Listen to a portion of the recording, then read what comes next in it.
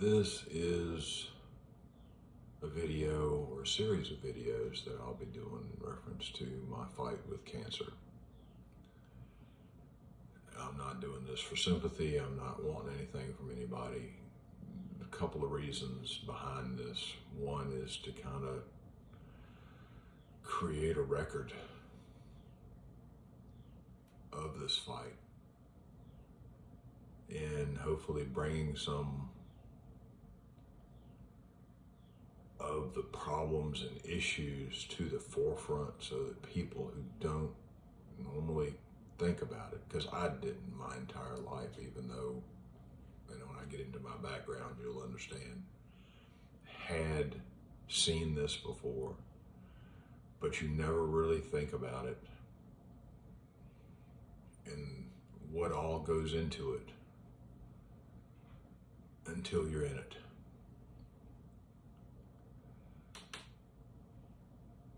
A little background, and first off, I apologize. This is not professionally made. This is me at home sitting in front of an iPad,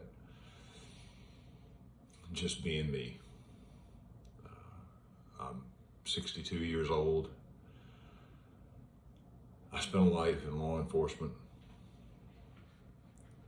retired, I just started my own business. Myself and the missus had decided that we were going to drop a little weight because I've been heavy for some time. So we started more of a keto carnivore diet, and it was okay. Lost probably 15, 20 pounds. And then I started noticing that I kept losing weight even though I was eating.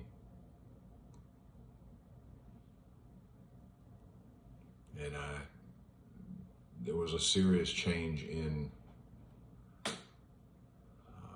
bathroom habits, having to go, how they felt,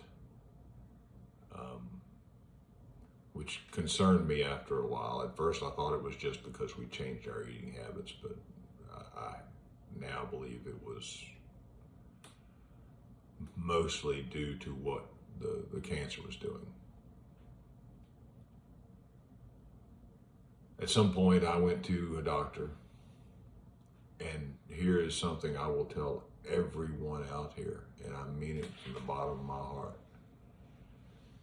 Find a primary care doctor who will listen to you, who does not come in and sit down and simply talk at you, but actually listens to what is going on with you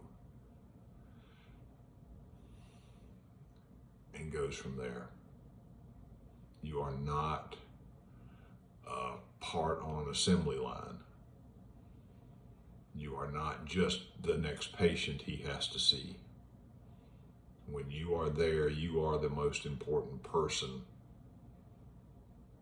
at that point. And you have to think of yourself that way. Don't feel bad asking questions because of things you don't know. He may not know. I had to do a lot of research, do a lot of reading after what I found out.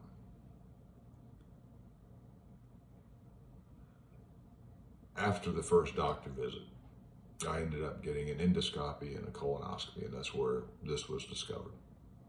It's colon rectal cancer. That got me referred to other doctors. I was lucky in that I had assistance in finding an excellent cancer doctor, who I can't say enough good about this man. He's been in for 40 years. I'm not going to say his name. But he took, the first time he met me, 2 hours and sat and talked with me and listened to me. His office closed while we were in there, but he stayed there and talked to me, explained things to me. We discussed options. We looked at what was next and what was coming. I've always been somebody who just tell me like it is, don't sugarcoat it, and he told me like it was. And we had that discussion too. But that was so important to know that somebody cared and made me feel like I was the most important person sitting in front of them at that moment. So if nothing else, make sure you find somebody like that. They're out there. Sometimes you gotta look. What followed is a series of tests. And I can tell you, since being a cop my whole life, my whole theory was when I see a problem, fix it, move on, find the next, to the next problem. This series of tests could have stretched out for months, all while this cancer was growing inside of me. My doctor pushed and got things moved along, and I was able to get a lot of things done quickly. There were trips to university hospitals, big cancer centers.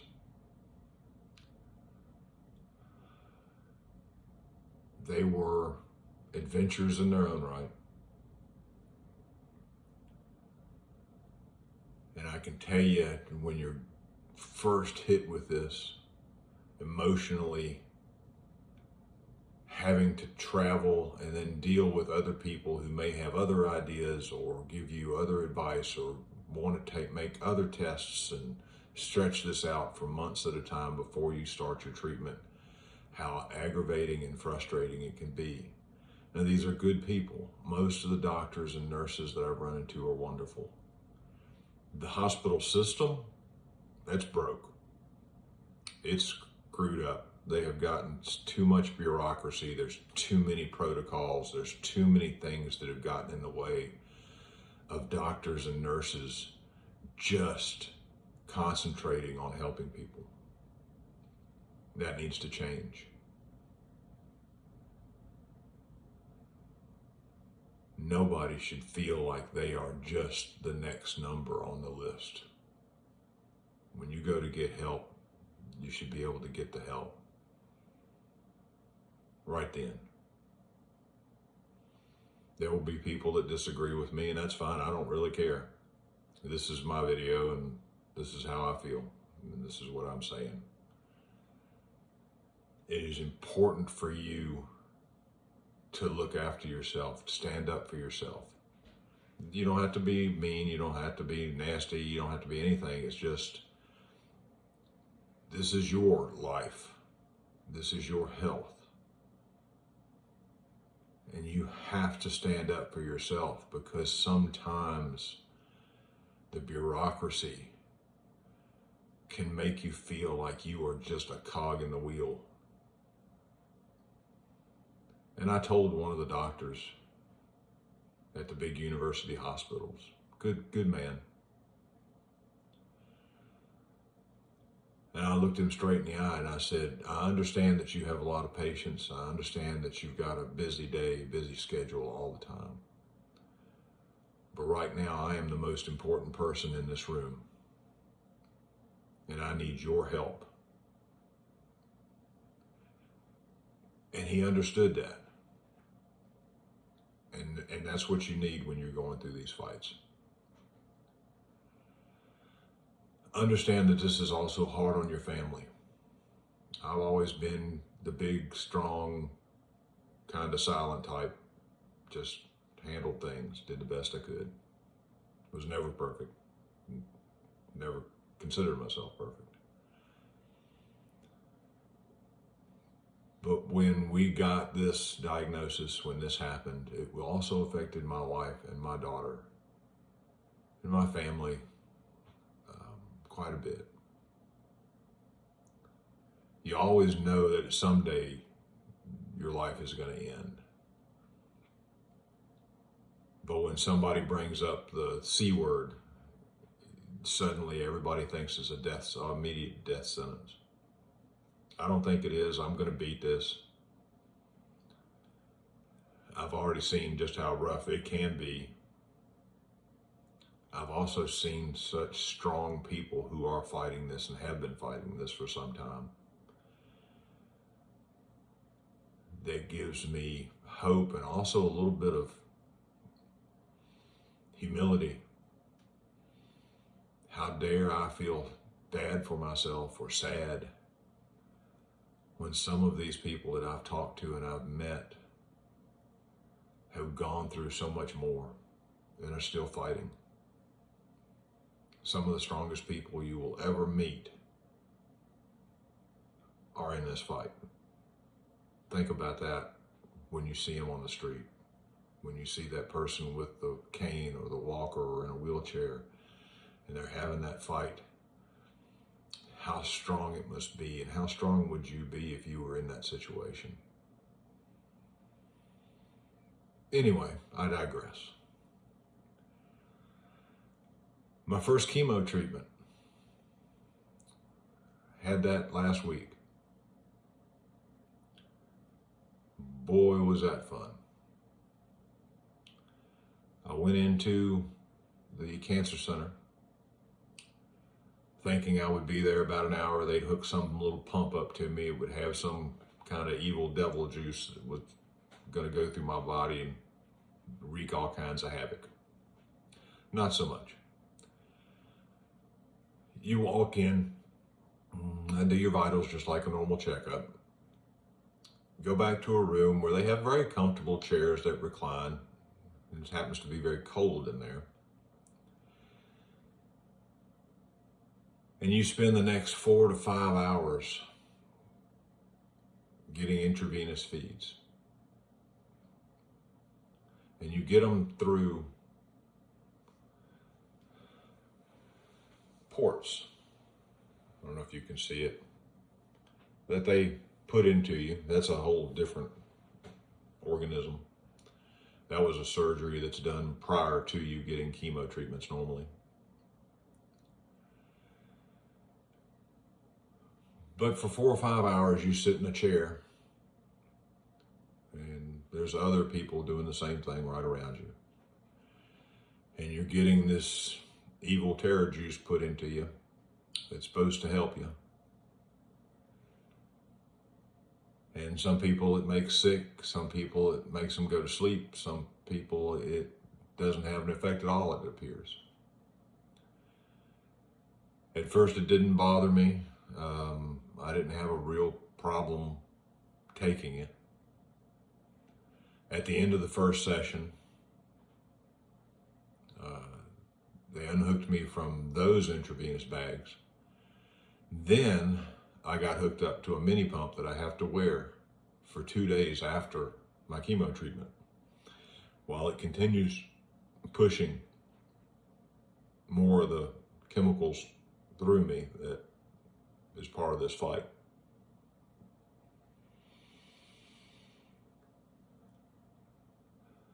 That's a little rough, because chemo will kick your butt and make you want to sleep. And it becomes very difficult to sleep when you've got a 3-pound pump hanging around your neck and you kind of toss around like a rotisserie chicken in the bed.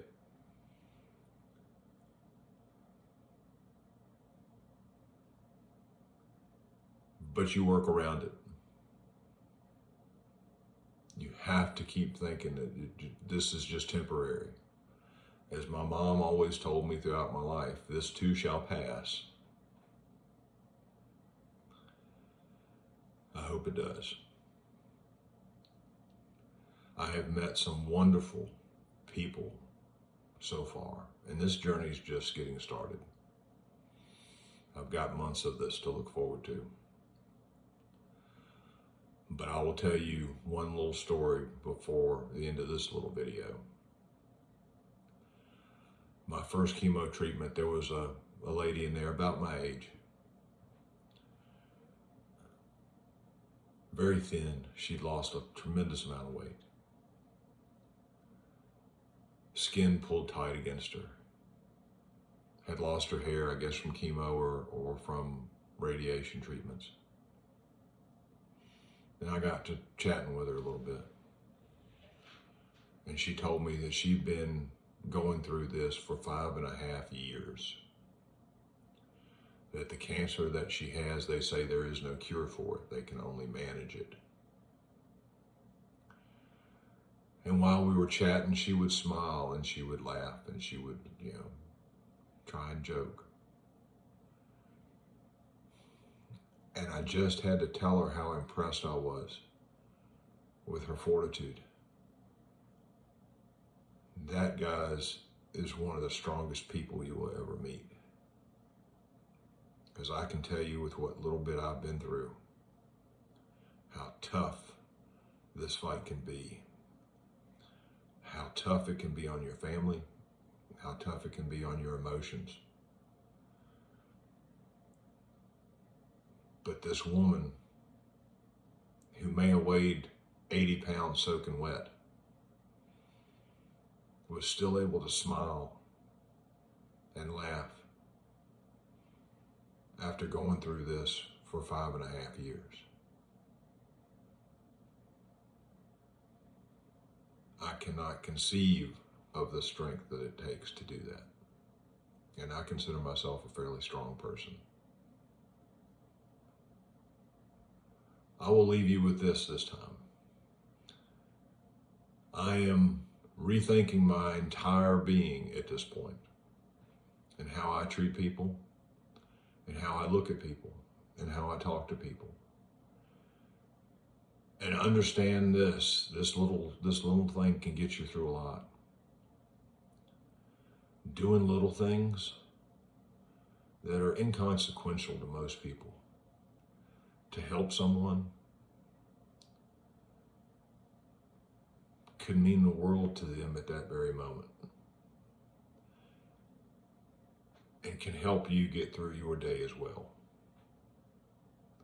I'll have other videos up. Hopefully some of them will be a bit more lighthearted. We'll see how it goes. Depends on how I'm feeling.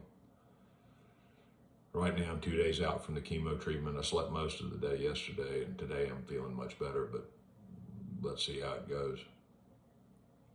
I'll talk to you soon.